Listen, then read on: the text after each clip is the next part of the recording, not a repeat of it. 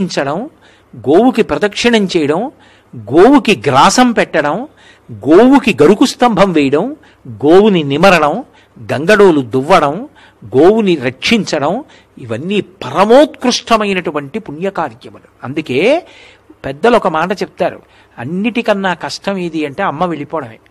అమ్మని చూడాలి అంటే ఆవుని చూస్తే చాలు. ఆవు వంక చూస్తే అమ్మ వంక చూసినట్టే. నా పుట్టినరోజు నాడు అయ్యో మా అమ్మ లేదే, పాపం నా పుట్టినరోజుకి తొక్కుళ్ళడ్డు చేసి పెట్టేదే, ఆశీర్వచనం చేసేదే అనిపించింది అనుకోండి, ఆవు పాలు తెచ్చుకు తాగాననుకోండి, మా అమ్మ చేత్తో చేసి పెట్టిన ప్రసాదం నేను తినేసినట్టే. ఆవుకి అరటిపండు పెట్టాననుకోండి, ఆ రోజున మా అమ్మ నా చేతి భోజనం చేసినట్టే. గోవుకి ప్రదక్షిణం చేస్తే మా అమ్మకి నేను నమస్కారం చేసేసినట్టే. అందుకే గోమాత జనకమాతలాగా నిలబడుతుంది. అందుకే పాలు లేని పిల్లలకు ఆవు పాలు అంటారు. పశువుల నుండి వచ్చేటటువంటి పాలు రజోగుణ తమోగుణాలు కల్పిస్తాయి. అందుకే